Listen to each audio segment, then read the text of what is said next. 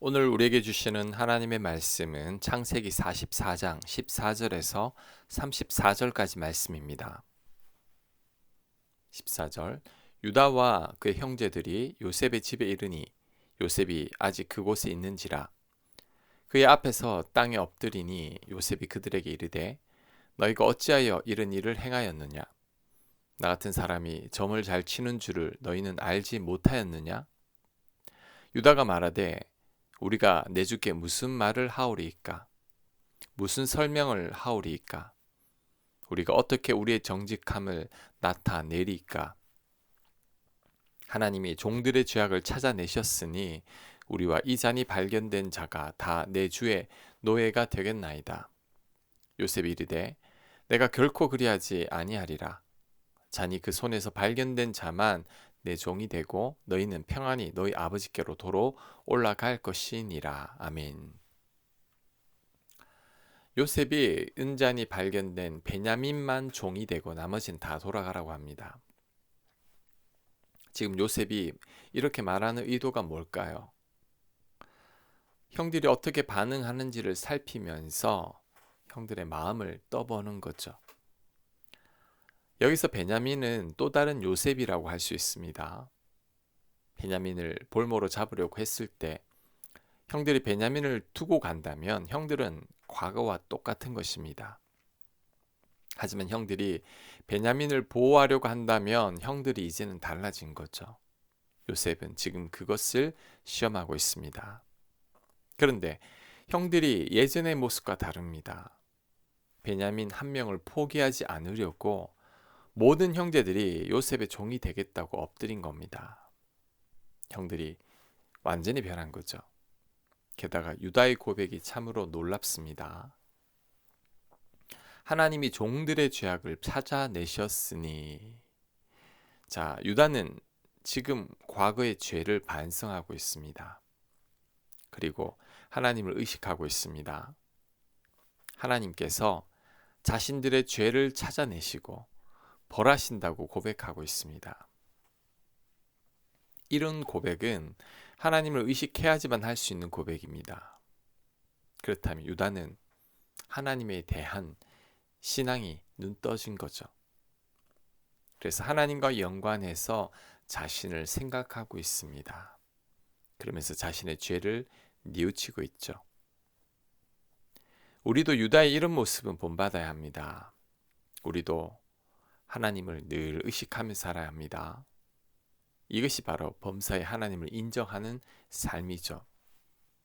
그럴 때 우리도 유다처럼 하나님에 대한 믿음이 생기고 믿음이 자라기 시작할 것입니다.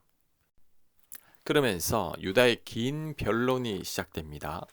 18절에서 34절까지인데 내용이 너무 길고 대부분이 잘 알고 있는 내용이어서 제가 간략하게 설명하고 뒷부분만 읽겠습니다. 유다는 이런 말을 합니다. 과거에 한 동생이 있었는데 그가 사라졌을 때 아버지가 너무나 슬퍼했다고 말합니다.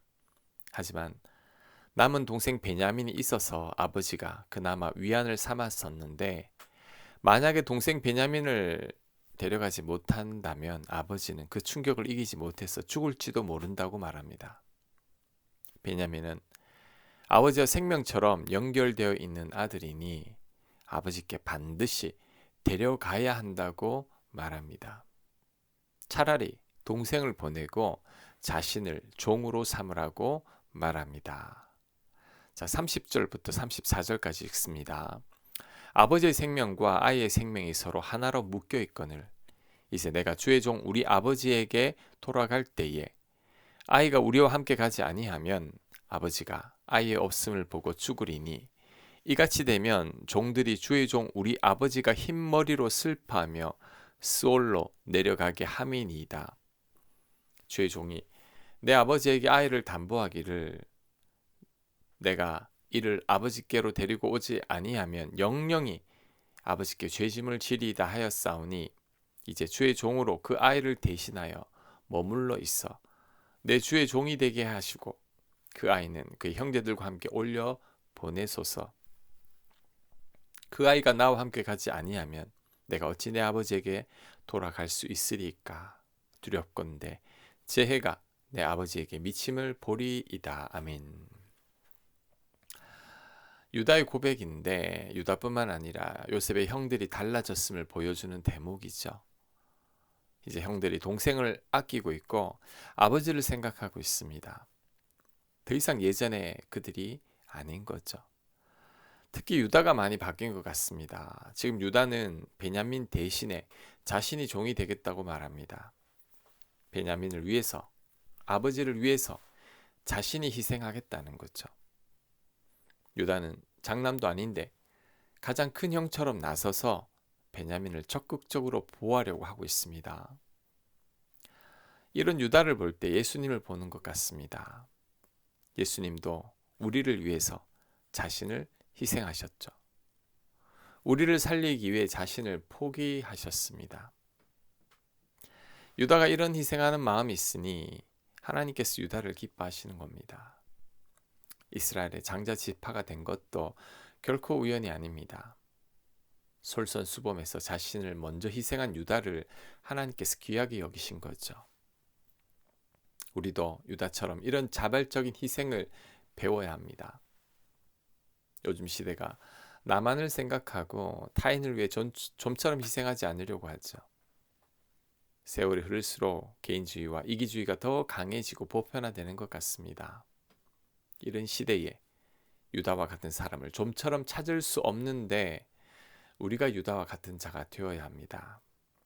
그럴 때 하나님께서 유다를 기뻐하신 것처럼 우리 또한 기뻐하실 겁니다. 하나님께서 찾으시는 자가 될 것입니다. 그리고 한 가지 더 생각해 본다면 많은 형제들 가운데서 왜 하필 유다가 이렇게 적극적으로 베냐민을 보호하려고 하는 걸까요?